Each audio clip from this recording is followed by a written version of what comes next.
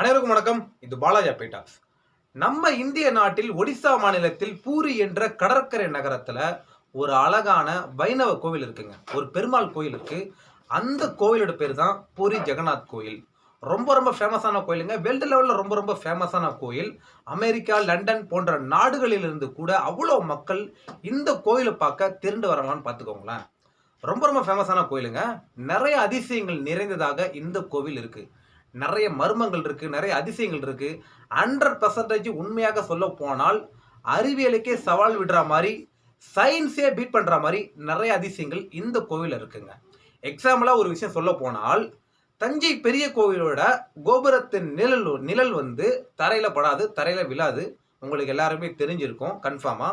அதே மாதிரி இந்த பூரி ஜெகநாத் கோயிலோட கோபுரத்தின் நிழல் வந்து தரையில படவே படாதுங்க. தரையில் கீழே விழவே விழாது. தரையில நம்ம நிழலே பார்க்க முடியாதுங்க. இந்த விஷயத்துல தஞ்சை பெரிய கோயிலும் பூரி ஜெகநாத் கோயிலும் ஒரே மாதிரி இருக்குங்க. என்ன ஒரு அதிசயம்ல. இதை தொடர்ந்து இன்னொரு அதிசயத்தை பார்த்தோம் அப்படின்னா, இந்த கோவிலின் கோபுரத்துக்கு மேல விமானங்கள், அதாவது ஃபிளைட் வந்து பறக்கவே பறக்காது. ஃபிளைட்டு போலன்னா கூட பரவாயில்லைங்க. ஆனால் இந்த கோவிலின் கோபுரத்துக்கு மேல பறவைகள் கூட பறக்காது. நம்ம எல்லாருமே நிறைய கோவில்களுக்கு போயிருப்போம், நிறைய கோவில்களுக்கு டிராவல் பண்ணியிருப்போம். அப்போதைக்கு நம்ம பார்த்துருப்போம், கோபுரத்தினுடைய இடுக்குகள்ல, கட்டிடத்தின் இடுக்குகள்ல நிறைய புறாக்களும் பறவைகளும் அங்க அமர்ந்திருக்கும். அங்கதான் தங்கி இருக்கும். புறாக்கள் எல்லாமே கோவில்ல தான் வாழுமே.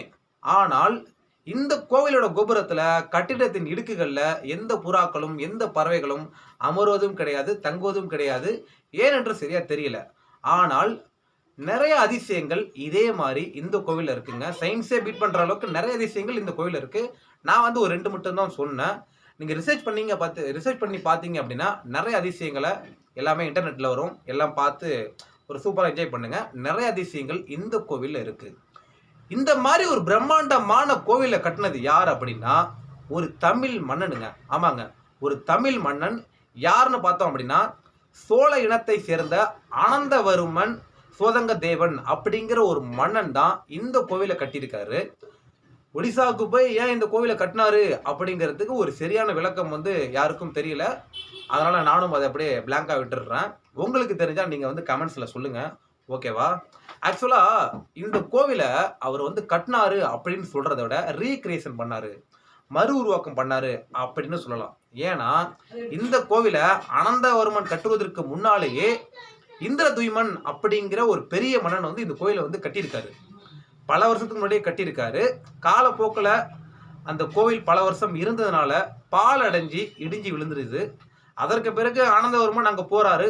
பார்த்துட்டு இடம் நல்லா இருக்கே, ஒரு வைப்ரேஷன் இருக்கே, ஒரு ஆன்மீக ஸ்தலம் இங்கே இருக்கு, அதனால இந்த இடத்துல ஒரு கோவிலை எழுப்புறோன்னு சொல்லி கோவிலை வந்து கட்டியிருக்காரு.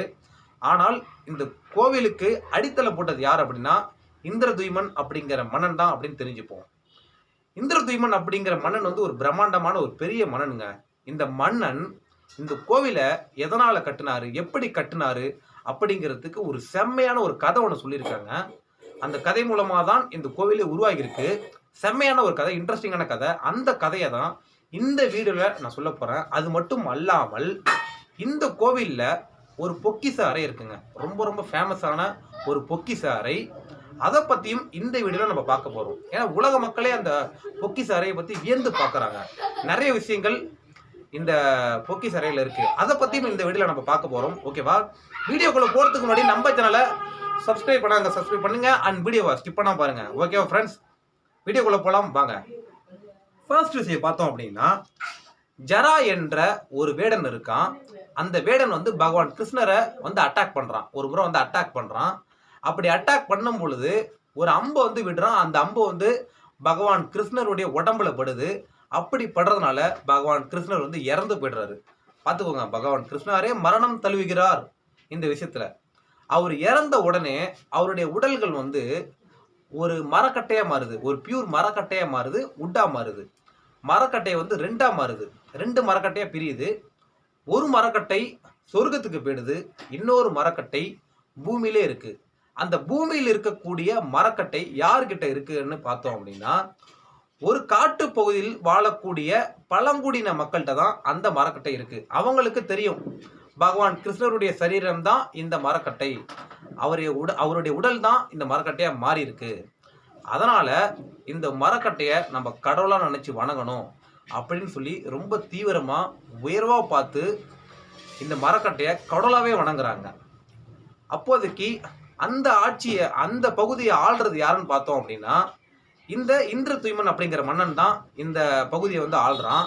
அவன் வந்து ஒரு நாள் இந்த காட்டு பகுதியில் போய் சில விஷயங்கள் எல்லாமே ரிசர்ச் பண்ணுறான். அப்போதைக்கு அந்த பழங்குடியின மக்கள்கிட்ட வந்து பேசுகிறான், பேச்சு கொடுக்குறான் இந்த மன்னன். அப்போதைக்கு அந்த பழங்குடியின மக்கள் இவன்ட்ட வந்து சொல்கிறாங்க, இந்த மரக்கட்டை சாதாரண மரக்கட்டை இல்லை, பகவான் கிருஷ்ணனுடைய சரீரத்தில் வந்தது, நாங்கள் இதை கடவுளாகவே பார்க்குறோம், இதை யாருக்கிட்டையும் தரமாட்டோம் அப்படின்னு சொல்கிறாங்க. இதை பார்த்த உடனே இந்த இந்திரதுய்மன் அப்படிங்கிற மன்னனுக்கு வந்து ஒரு ஆசையும் வருது. இந்த பகவான் கிருஷ்ணர் சரீரமாகிய இந்த மரக்கட்டையை நம்ம வந்து வாங்கியே தீரணும் அப்படின்னு ஒரு ஆசை வருது. அதனால அந்த பழங்குடியின மக்கள்கிட்ட போய் கேட்குறாரு, இந்த மாதிரி இந்த மரக்கட்டையை கொடுங்க அப்படின்னு சொல்லி. அதற்கு அந்த பழங்குடியின மக்கள் வந்து ஒத்துக்க மாட்டாங்க. இது எங்களுடைய உயிரில் ஒன்று, நாங்கள் தரமாட்டோம் அப்படின்னு சொல்கிறாங்க. உடனடியாக அந்த மன்னன் என்ன சொல்கிறான் அப்படின்னா, நீங்கள் மட்டும் இந்த மரக்கட்டையை கொடுத்தீங்க அப்படின்னா இதற்காகவே ஒரு கோவில் அமைத்து அந்த கோவில் கருவறைக்குள்ளே இது விக்கிரமா வச்சு நான் ரொம்ப ஃபேமஸ் ஆக்குவேன். இதனால பல மக்கள் வந்து வணங்குவாங்க, அவங்களுக்கும் நன்மை கிடைக்கும், பகவான் கிருஷ்ணரோட அருள் கிடைக்கும், அதனால நீங்க தாங்க அப்படின்னு பிச்சை கேட்குற மாதிரி கேட்குறாரு. இதை பார்த்த உடனே பழங்குடியின மக்கள் வந்து யோசிக்கிறாங்க, பரவாயில்ல மன்னர் வந்து ஒரு நல்லதுக்காக கேட்குறாரு, அதனால நம்ம கொடுத்துருவோம் அப்படின்னு சொல்லி முன் வராங்க. உடனடியாக பழங்குடியின மக்களும் இந்த மன்னரும் அந்த மரக்கட்டை இருக்கக்கூடிய இடத்துக்கு போறாங்க. அங்க போன உடனே அந்த மரக்கட்டை காணாமல் போயிடுதுங்க, மறைஞ்சு போயிடுது, அங்க இல்லை. இதை பார்த்த உடனே மன்னர் ரொம்ப ஃபீலிங்கா இருக்காரு, ரொம்ப வருத்தப்படுறாரு, கண்ணீர் விட்டே அழுகிறாரு. இந்த மரக்கட்டை பகவான் கிருஷ்ணரின் சரீரமாகிய இந்த மரக்கட்டை எனக்கு கிடைக்கலையே அப்படின்னு சொல்லி ரொம்ப ஃபீல் பண்ணி அழுகிறாரு. 2 நாளாக தூங்கவே இல்லை. 3ஆவது நாள் நைட்டு தூங்குறாரு. அப்போதைக்கு பகவான் கிருஷ்ணர் இந்த மன்னருடைய கனவுல வராருங்க. கனவுல வந்து ஒரு விஷயம் சொல்றாரு, நீ எதற்குமே ஃபீல் பண்ணாத, நீ எதற்குமே கவலைப்படாத, நீ கட்டும் கோவிலில் நான் குடிகொள்வேன் அப்படின்னு ஒரு வார்த்தை சொல்றாரு. இதை கேட்டு மன்னர் ரொம்ப சந்தோஷமா இருக்காரு. அதிகாலையில் எந்திரிக்கிறாரு. அதிகாலை எந்திரிச்சு உடனடியாக ஒரு வேலை பார்க்குறாரு. முதல்ல நம்ம ஊர்ல ஒரு கோவிலை கட்டியே தீரணும் அப்படின்னு சொல்லி அந்த பூரி அப்படிங்கிற நகரத்துல வந்து ஒரு பிரம்மாண்டமா ஒரு கோயிலை கட்டுறாரு. கட்டி முடிச்சிட்டாரு. இப்போதைக்கு கருவறைக்குள்ள வைப்பதற்கு சிலை இல்லைங்க. அந்த மரக்கட்டை இருந்தா கருவறைக்குள்ள வச்சிடலாம், விக்கிரமாக திருவுருவ சிலையா வச்சிடலாம். ஆனா இல்ல. இதை நினைச்சு மறுபடியும் மன்னர் வந்து ஃபீல் பண்றாரு, ரொம்ப ஃபீல் பண்றாரு. மறுபடியும் தூங்க போகும்போது பகவான் கிருஷ்ணர் கனவுல வராரு. கனவுல வந்து சொல்றாரு, ரொம்ப அருமை, சொன்ன மாதிரி கோவிலை கட்டி முடிச்சுட்ட, இப்ப விக்கிரத்துக்காக நான் அந்த மரக்கட்டையை உனக்கு தரப்போறேன். அதிகாலையில கடற்கரைக்கு போ, 3 மரக்கட்டைகள் மிதந்து வரும், அதை வச்சு சிலைய செஞ்சு நீ வந்து விக்கிரகமா பயன்படுத்து அப்படின்னு சொல்றாரு. உடனடியாக மன்னர் ரொம்ப சந்தோஷமா இருக்காரு. கடற்கரைக்கு போறாரு. கடற்கரைக்கு போனோடனே 3 மரக்கட்டைகள் மிதந்து வருது. அதை பார்த்துட்டு ரொம்ப சந்தோஷப்படுறாரு. அதை எடுத்துட்டு தன்னுடைய அரண்மனைக்கு போறாரு. அப்போதைக்கு நிறைய சிற்பிகளை வந்து அழைச்சிட்டு வந்து இந்த 3 மரக்கட்டைகளையும் நீங்க கடவுள் சிலையாக விக்கிரகமாக உருவாக்கணும், செதுக்கணும் அப்படின்னு சொல்றாரு. சில சிற்பிகள் என்ன பண்றாங்க அப்படின்னா அந்த மரக்கட்டையை எடுத்து உளியால் அடிக்கிறாங்க. உளி 2ஆ உடையுதுங்க. அதற்கு பிறகு அந்த மரக்கட்டையை 2ஆ விட்ட பாறை யூஸ் பண்றாங்க. பாறையும் 2ஆ உடையுது. சுத்தில வச்சு அடிச்சா சுத்திலும் 2ஆ உடையுது. அந்த அளவுக்கு ஒரு பவர்ஃபுல்லா இருக்கு அந்த மரக்கட்டைகள். ஏன்னா அந்த மரக்கட்டைகள் எல்லாமே பகவான் கிருஷ்ணருடைய உடல் அப்படிங்கிறத நம்ம தெரிஞ்சுப்போம். அந்த அளவுக்கு பவர்ஃபுல். மறுபடியும் சோகத்துல என்ன பண்றாரு அப்படின்னா அந்த கடற்கரைக்கே மன்னர் போறாரு.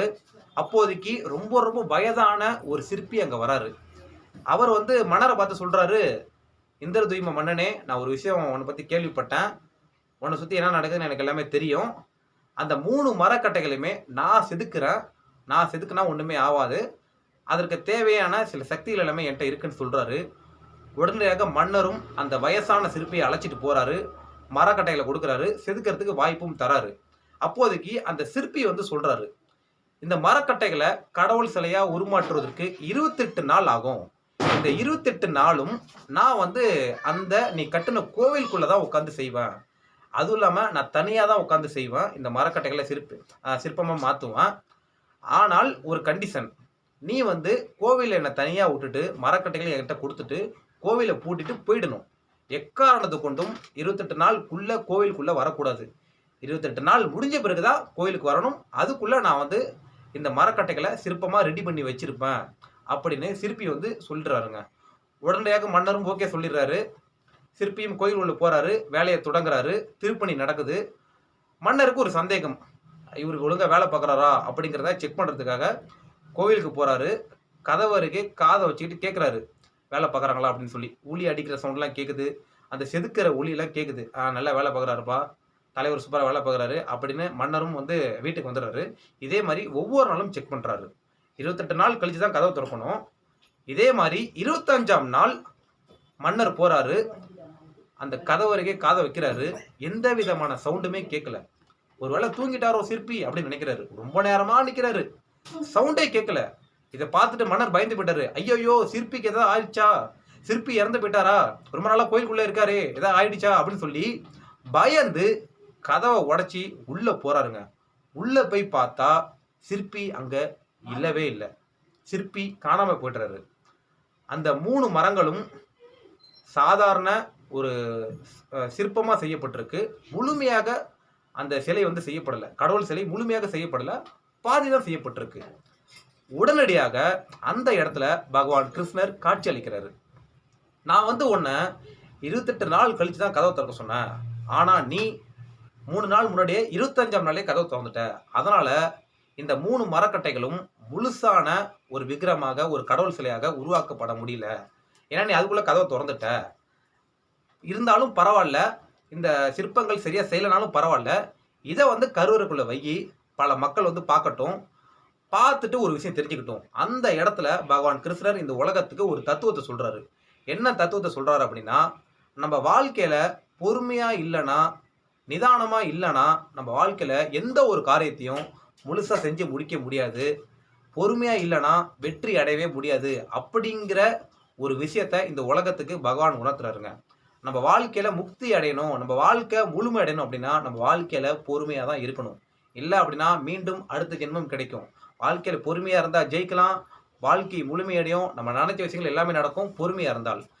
அந்த ஒரு விஷயத்த நான் சொல்லிக்கிறேன். அதனால வாழ்க்கையில பொறுமையா இருங்க. இந்த சிலையை பார்க்கும்போது, முழுசா செய்யப்படாத சிலையை பார்க்கும்போது பொறுமையா இருக்கணும் அப்படிங்கிற எண்ணம் எல்லா மக்களுக்கு வரணும் அப்படின்னு கிருஷ்ணர் சொல்றாருங்க. அண்ட் இன்னொரு விஷயத்தை சொல்றாரு, இந்த 3 மரக்கட்டைகள்ல கருப்பு கலர் ஒரு மரக்கட்டை இருக்கு, அதுதான் நானு கிருஷ்ணர். இரண்டாவதா வெள்ளை நிறத்துல ஒரு மரக்கட்டை இருக்கு, அந்த சிற்பம் யாருது அப்படின்னா பலராமனோடது. மூணாவதா ஒரு சிற்பம், ஒரு மரக்கட்டை சிற்பம் இருக்கு, மஞ்சள் நிலத்துல இருக்கு, அது வந்து சுபத்திரை. இந்த 3 பேரும் தான் மூலவரா அந்த கோயிலுக்குள்ள இருக்காங்க. இவங்க தான் வந்து மெயின் கடவுள், இவங்கள தான் வணங்குவாங்க. உடனே இதை கேட்டு செம்ம ஹாப்பியா இருக்காரு மன்னர். இந்த 3 கடவுளையும் இந்த 3 சிற்பத்தையும் கோவிலுக்குள்ள வச்சு வணங்க ஆரம்பிக்கிறாரு. பூரி ஜெகநாத் கோயில் அப்பதாங்க உருமாறுது. இந்த செயல் நடந்ததன் மூலமாக இந்த கோவில் வேர்ல்டு லெவல்ல ரொம்ப ரொம்ப ஃபேமஸ் ஆகுதுங்க. அந்த டைம்ல உலகத்துல இருக்கக்கூடிய எல்லா மன்னர்களுமே இந்த கோவிலுக்கு நிறைய தானம் பண்றாங்க. நிறைய தங்கம் தானம் பண்றாங்க, வைரம் தானம் பண்றாங்க, வைடூரியம் தானம் பண்றாங்க, எக்கச்சக்கமான ஆபரணங்கள் தானமா கொடுக்குறாங்க. தானமாக கொடுக்கப்பட்ட அத்தனை ஆபரணங்களும் இந்த கோவில்ல ஒரு அறையில வந்து பூட்டி வைக்கப்பட்டு ஒரு பொக்கிஷறையாவே பார்க்கப்படுதுங்க. ஏன்னா அந்த நாட்டில் பார்த்தீங்கன்னா பெரிய பெரிய மன்னர்கள் ஒரு மிக உயர்ந்த வைடூரியங்கள் எல்லாமே இந்த கோயிலுக்கு தானமா கொடுத்துருக்காங்க. அந்த வைடூரியங்கள் எல்லாமே இந்த கோவில்ல ஒரு அறையில தாங்க இருக்கு. அந்த அறை தான் இப்ப ரொம்ப ரொம்ப ஃபேமஸா பார்க்கப்படுது. பார்க்கப்படுது. ஒரு பொக்கிஷ அறையா பார்க்கப்படுது. அந்த பொக்கிஷ அறையை பத்தி பார்த்தோம் அப்படின்னா, இந்த கோவில்ல வந்து 2 பொக்கிஷ அறை இருக்குங்க. ஒன்னு பாத்தீங்க அப்படின்னா ரத்ன பண்டார் அப்படிங்கிற ஒரு பொக்கிஷ அறை இருக்கு. இன்னொன்னு பாத்தீங்க அப்படின்னா பிடார் பண்டார் அப்படிங்கிற பொக்கிஷ அறை இருக்கு. இந்த ரத்ன பண்டார் அப்படிங்கிற பொக்கிஷ அறை கோவில் உள்ள இருக்கு. பிடார் பண்டார் அப்படிங்கிற பொக்கிஷ அறை வந்து கோவில் வெளில இருக்கு. இந்த பிடார் பண்டார் அப்படிங்கிற இந்த பொக்கிஷறை கோவில் வெளில இருக்கு. இது வந்து வருஷத்துக்கு ஒரு முறை வந்து திறப்பாங்க. வருஷத்துக்கு ஒரு முறை ஒரு தேர் திருவிழா இந்த கோவிலில் நடக்குங்க. ரொம்ப ரொம்ப ஃபேமஸாக நடக்கும். இப்போ கும்பகோணத்தில் எப்படி 28 வருஷத்துக்கு ஒரு முறை மகாமகம் வருதோ, அது எந்த அளவுக்கு ஃபேமஸோ அதே மாதிரி வருஷத்துக்கு ஒரு முறை வரக்கூடிய இந்த கோயிலில் நடக்கக்கூடிய தேர் திருவிழா ரொம்ப ரொம்ப ஃபேமஸு. கோடிக்கணக்கான பக்தர்கள் அங்கே வந்து கூடுவாங்க. அப்போதைக்கு இந்த பிடார் பண்டார் அப்படிங்கிற பொக்கிஷறையை வந்து திறப்பாங்க. எதனால திறப்பாங்க அப்படின்னு பார்த்தோம் அப்படின்னா, இந்த பிடார் பண்டார் அப்படிங்கிற பொக்கிஷ அறைக்குள்ள சூனா பேசா அப்படிங்கிற ஒரு மிகப்பெரிய வைடூரியம், ஒரு பெரிய தங்கம் இருக்குங்க. மிகப்பெரிய வைடூரியம். அதை மட்டும் நம்ம சேல்ஸ் பண்ணா கோடி கணக்கில் சேல்ஸ் ஆகும்னு சொல்லி பல பேர் சொல்றாங்க, பொருளாதார அறிஞர்கள் எல்லாமே. அந்த சூனா பேசா அப்படிங்கிற அந்த வைடூரியம் இந்த அறைக்குள்ள தான் இருக்கு. அதை ஏன் வெளில எடுக்கிறாங்க அப்படின்னா, வருஷத்துக்கு ஒரு முறை தேர் திருவிழா நடக்கும். அப்போதைக்கு சுவாமிக்கு மாலையா கொடுப்பாங்க. தேர் திருவிழா முடிஞ்ச உடனே அந்த சூனா பேசா அப்படிங்கிற வைடூரியத்தை மறுபடியும் பார்த்தீங்க அப்படின்னா அறையில பூட்டி வச்சிருவாங்க. ஸோ வருஷத்துக்கு ஒரு முறை திறப்பாங்க. அந்த அளவுக்கு ஒரு ஃபேமஸான அறை இந்த பிடார் பண்டார் அப்படிங்கிற அறை.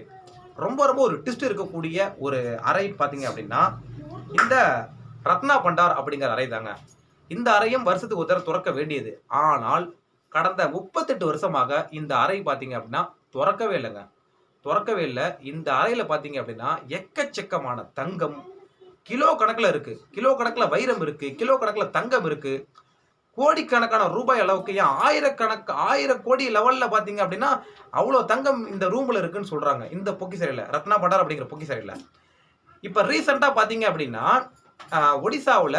ஒடிசாவுல ஒரு சட்டமன்றத்துல வந்து சட்டமன்ற அவையில வந்து நிறைய எம்எல்ஏக்கள் அங்க பேசுறாங்க. இந்த ரத்ன பண்டார் அப்படிங்கிற அறையை வந்து திறந்தே ஆகணும். கடந்த 38 வருஷமா திறக்கவே இல்லை. கடைசியா 1978ஆம் ஆண்டு தான் இந்த அறையை வந்து நம்ம திறந்தோம். அதற்கு பிறகு இந்திய தொல்லியல் துறை ஆராய்ச்சியாளர்கள் 1985 வந்து இதை திறந்தாங்க. சில விஷயங்கள் ரிசர்ச் பண்ணாங்க. அதற்கு பிறகு இதை திறக்கவே இல்லை. கன்ஃபார்மா இதை திறந்தே ஆகணும். இதை வச்சு நம்ம பல விஷயங்கள் மக்களுக்கு உணர்த்தியே ஆகணும்னு சொல்றாங்க. அப்போதைக்கு அங்க உள்ள அரசியல் அதிகாரிகள் எல்லாமே வந்து முடிவு பண்றாங்க இதை வந்து திறந்தே ஆகணும்னு சொல்லி. அப்போதைக்கு ஒரு எம்எல்ஏக்கள் வந்து ஒரு விஷயம் சொல்றாரு. 1978 வந்து ரிசர்ச் பண்ணும் பொழுது அந்த கதவை திறந்த பொழுது இவ்வளவு நகைகள் இருக்கிறத நாங்க பார்த்தோம். அது என்னன்னா கிட்டத்தட்ட வந்து 259 கிலோ தங்கம் இருக்கு, 149 கிலோ வெள்ளி இருக்குன்னு சொல்றாங்க. இது வந்து நாங்க மேலோட்டமா தான் பார்த்தோம். ஆனா இதையும் தாண்டி ஆயிரக்கணக்கான லெவலுக்கு 1000 கிலோ லெவலுக்கு இங்க தங்கம் இந்த ரூம்ல இருக்கு, இந்த அறையில இருக்குன்னு சொல்றாங்க. இந்த அறையை திறந்தே ஆகணும்னு சொல்லி அங்க உள்ள அரசியல் அதிகாரிகள், பொதுமக்கள் எல்லாமே விரும்புறாங்க. ஆனா கடந்த 32 வருஷமா திறக்க முடியலங்க. கடைசியா 2019ஆம் ஆண்டு இந்த அறையை திறந்தே ஆகணும் அப்படின்னு சொல்லி பல பேர் முன்னுக்கு வராங்க. அந்த டைம்ல இந்த ரத்னா பண்டார் அப்படிங்கிற அறையோட சாவி வந்து தொலைஞ்சு போயிடுதுங்க. கிடைக்கவே இல்லை. யாருக்கிட்டயுமே இல்லை. அந்த கோவில் குறுக்கிட்டையும் இல்லை, அரசியல் அதிகாரிகிட்டையும் இல்லை. அந்த சாவி வந்து தொலைஞ்சு போயிடுது. இப்ப சுப்ரீம் கோர்ட் ஒரு விஷயம் என்ன சொல்லியிருக்காங்க அப்படின்னா, 2024ஆம் ஆண்டு இந்த ரத்னா பண்டார் அப்படிங்கிற அறை கதவை நாங்க திறப்போம். இந்த தேர் திருவிழா திறப்போம்னு சொல்லியிருக்காங்க. என்னதான் நடக்குது அப்படிங்கிறத பொறுமையா பார்ப்போம். நிறைய சுவாரஸ்யமான தகவலை இந்த வீடியோல நம்ம பார்த்தோம்னு நினைக்கிறேன். அந்த அறைகளை பத்தி பார்த்தோம், கோயிலை பத்தி சில விஷயங்கள் பார்த்தோம், நிறைய விஷயங்கள் தெரிஞ்சுக்கிட்டு நினைக்கிறேன். உங்க ஃப்ரெண்ட்ஸ் யாராவது கோயிலை ரொம்ப லைக் பண்ணுவாங்க, கோயிலுக்கு நிறைய போவாங்க, கோயிலை ரொம்ப ரிசர்ச் பண்ணுவாங்க அப்படின்னா அவங்களுக்கு இந்த வீடியோ ஷேர் பண்ணுங்க. ஓகேவா? வீடியோ பார்த்தா எல்லாருமே லைக் பண்ணுங்க, ஷேர் பண்ணுங்க, கமெண்ட்ஸ் பண்ணுங்க. மிக முக்கியமா சப்ஸ்கிரைப் பண்ணுங்க. மீண்டும் அடுத்த வீடியோ சந்திப்போம். மகிழ்ச்சி, சந்தோஷம்.